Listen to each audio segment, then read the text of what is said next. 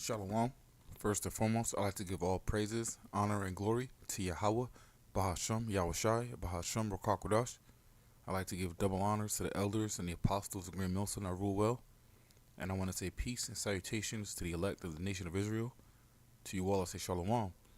This is your brother Mayaka Allah from the GMS West Palm Beach camp. And Lord willing, this blessing is edifying to the flock of Yahweh, Bahasham, Yahushai. Right? And we're, these spirits, that have been aforetime are the same spirits that are walking the earth now, man. So the spirit of hatred towards Jake, the spirit of, animosity, the spirit of war, the spirit of vengeance are all here today, man. And in the latter days, too, the Lord's amplifying spirits, right, to do his will, because the Lord's will, as it is in heaven, is done on earth, man. All right? Everything goes according to Yahweh Ba'Shem Yahushai. All right? I'm saying this because we're coming into the time of war, man. All right? People have this idea that, everything's going to run the way it is now. People are going to feel the same way. But no, right? There's a term called hyper-normalization where, what happened is really during the collapse of the Soviet Union, right? People could see that everything was collapsing, but they acted like everything was going normal. This way, they don't bug the fuck out. And we're seeing this now, man. All signs are telling you that America is falling, if it's not already collapsed now, man. All right, you're seeing the collapse of the dollar. You're seeing the collapse of morality. You're seeing the collapse of spirituality, right? And you're seeing the collapse of love, right? Scripture tells about how the love of many is wax cold, man. All right, and this is happening now as we speak. But people think since so-called Trump is back in office that he's going to fix things and make America great again. But that's not the case, pursuant to prophecy, man. All right, this is Matthew 24, and starting at verse 3. And as he sat upon the Mount of Olives, the disciples came unto him privately, saying, Tell us, when shall these things be? And what shall be the sign of thy coming and of the end of the world?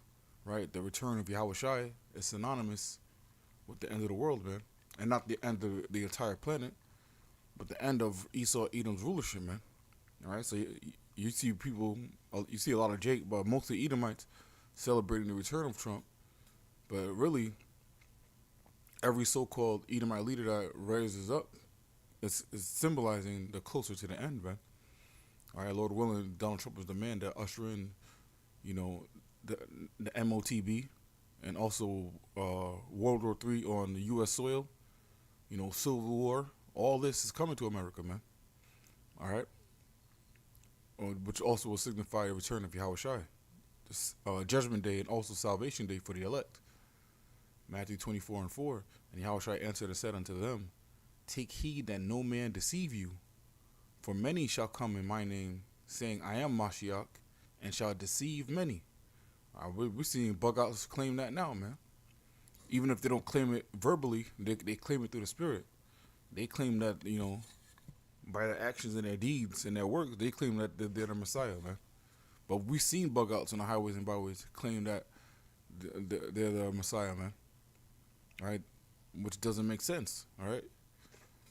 If the Messiah is back on earth, why is Jake still in captivity? Biblically, that doesn't make sense. But Matthew 24 and 6, And ye shall hear of wars and rumors of wars. See that ye be not troubled. For all these things must come to pass, but the end is not yet. Right? You're going to hear wars and rumors of wars. Multiple wars, man. Class wars, race wars, territorial wars, right? All these things are coming, man. But the wars don't signify the end, but they signifies closer to the end, man.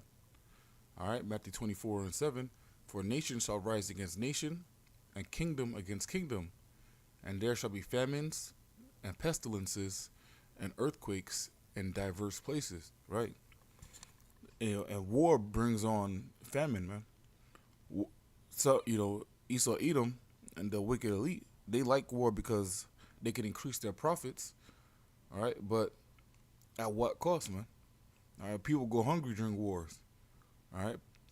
you have certain men not working certain at public workstations. Whether it be electric, water, things like that, because they're all fighting the war, and now your society is collapsing because you don't have the men running that society. Because it talks about how without certain men, a city can't be inhabited. Let me get that real quick. And these men are not going to be, doing their jobs that they're used to. They're going to be fighting the war, man. Let me see if I can find it real quick.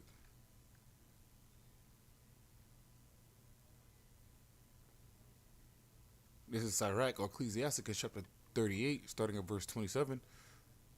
So every carpenter and workmaster that laboreth night and day, and they that cut and grave seals, and are diligent to make great variety, and give themselves to counterfeit imagery, and watch to finish a work. The smith also sitting by the anvil, and considering the iron work, the vapor of the fire wasteth his flesh, and he fighteth with the heat of the furnace. The noise of the hammer and the anvil is ever in his ears, and his eyes look still upon the pattern of the thing that he maketh. He setteth his mind to finish his work, and watcheth to polish it perfectly. So doth the potter sitting at his work, and turning the wheel about with his feet, who was always carefully set at his work, and maketh all his work by number. He fashioneth the clay with his arm, and boweth down his strength before his feet. He applieth himself to lead it over. He applieth himself to let it over, and he is diligent to make clean the furnace. All these trust to their hands, and everyone is wise in his work. Without these, a city cannot be inhabited, and they shall not dwell where they will, nor go up and down. Right? You need these people, to basically help the city function, man.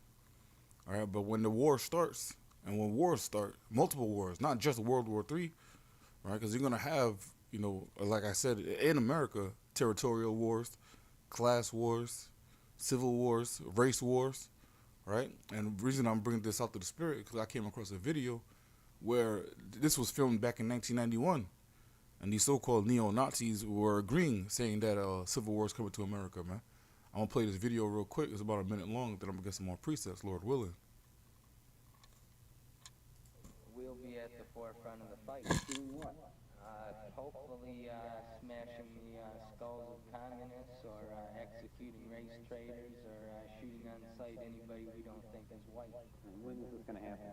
As soon as it decides to make his move and this economy that the Jews have built up falls apart, How far away are we from them? I would say about another 25, 30 years. And you'll be around to do the work. Possibly not us ourselves, but the spirit and the ideas that we represent will continue to go on. Right. So, like you said back in 1991, it'll possibly be about 30 years that the economy will collapse and all hell will break loose. And 1991 plus 30 years is about 2021. So he was kind of on point because this economy is collapsing. But what did he say? He said,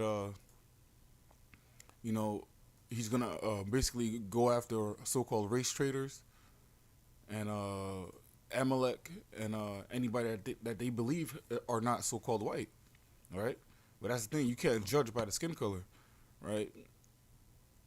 Since you can't judge by the skin color, just because somebody's the same color as you doesn't mean you're on the same team. But this is the book of Matthew chapter 25, Matthew 12 and 25. And Yahushua knew their thoughts and said unto them, every kingdom divided against itself is brought to desolation, and every city or house divided against itself shall not stand. And if Satan cast out Satan, he is divided against himself. How shall then his kingdom stand?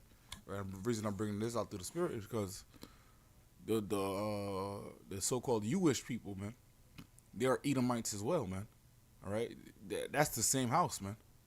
It's the so-called white man and the so-called wish man. They're from the same people, man. All right, so every kingdom divided against itself is brought to desolation, man. And that's what we're seeing, man. You're seeing a rise in so-called anti But really, if Esau is doing that, saying things that are anti so-called Semitic, right? Then that means that their kingdom is divided against each other, man. And this is all biblical prophecy, man. This is the book Isaiah chapter 19 and verse 2. And I will set the Egyptians against the Egyptians, and they shall fight everyone against his brother, and everyone against his neighbor, city against city, and kingdom against kingdom. Right, and this is what is happening, man.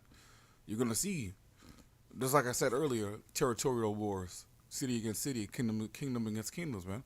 Houses against houses, or houses within each other, man. All right, and this is why America will be brought to desolation.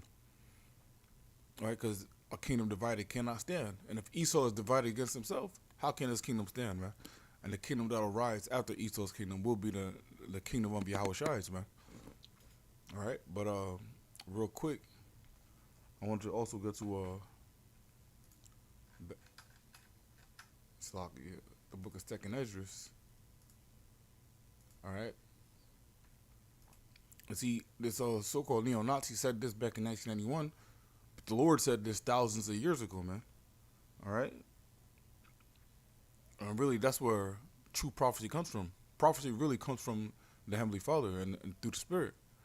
Right? And if the Lord said He's going to do something thousands of years ago, you should have really considered it already done, man. All right? Because His word will never change.